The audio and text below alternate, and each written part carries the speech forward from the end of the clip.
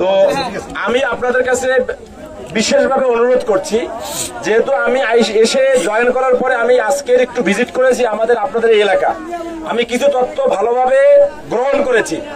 আমাকে একটু সুযোগ দেন, এখানে যেই ডাকাত বা যে খারাপ লোক সন্ত্রাস যারা আছে একটু সুযোগ দেন, যদি হয় এখানে তারা থাকবে আর না হয় আমি থাকবো। আপনাদের নিরাপত্তার জন্য যা যা করণীয় আমি আমার সাধ্য মতো আপনাদেরকে সাথে নিয়ে আমি সেই কাজটা করব। আপনারা আপাতত আমরা এক জায়গায় বসবো, সেখানে বিস্তারিত কথা হবে। আমাদের রাস্তার অবস্থাটা স্বাভাবিক করে দেন, আমার উপর বিশ্বাস রাখেন, আমি এখানে আসছি। আপনারা কোনোভাবে মন ভাঙবেন না, হতাশ হবেন না, আমি আছি, আমি আপনাদের সাথে আছি। সুতরাং আমার কথাটা আপনারা রাখেন। আপনাদের সবাইকে ধন্যবাদ। আমরা এক জায়গায় এখন বসবো, আপনাদের যে লোকজন তাদেরকে নিয়ে বিস্তারিত কথা বলবো। আপনারা অনেক কষ্ট করেছেন, আমার এখান থেকে আসতে একটু সময় লেগেছে, যেহেতু এখান থেকে আমার থানা অনেক দূর।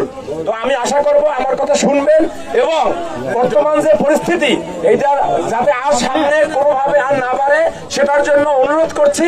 আপনারা মেহেরবানি করে রাস্তাটা স্বাভাবিক করে দেন। আর আমরা এই রাস্তায় থেকে স্কুল পাহাড় পর্যন্ত এখানে প্রতিনিয়ত মানুষ অনিরাপদ। প্রিয় ভাইরা, আমার প্রিয় ভাইরা, আপনাদের প্রতি আন্তরিক অভিনন্দন জানাচ্ছি যে আপনারা অন্যায়ের বিরুদ্ধে দাঁড়িয়েছেন।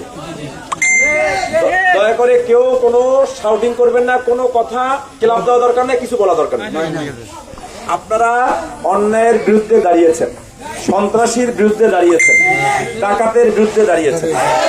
তো আশা করি আমি এখানে সদ্য জয়েন করেছি, তো এই জয়েন করার পরে আমি কয়েকটা এলাকায় কিছুটা ভিজিট করেছি, লোকজনের সাথে আমি কিছু কথা বলেছি।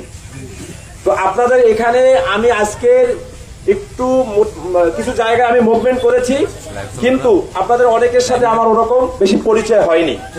কিন্তু আজকের যেহেতু আপনারা রাস্তায় অলরেডি এর প্রতিবাদ করে ফেলছেন, আমি সেটার জন্য আপনাদের সাথে একমত এবং আপনাদের পাশে থেকে আমি এই ব্যাপারে ব্যবস্থা গ্রহণ করব। আপনারা একটু আমাকে একটু সুযোগ দেন এবং আমাকে সঠিক তথ্য দিয়ে সহায়তা করুন।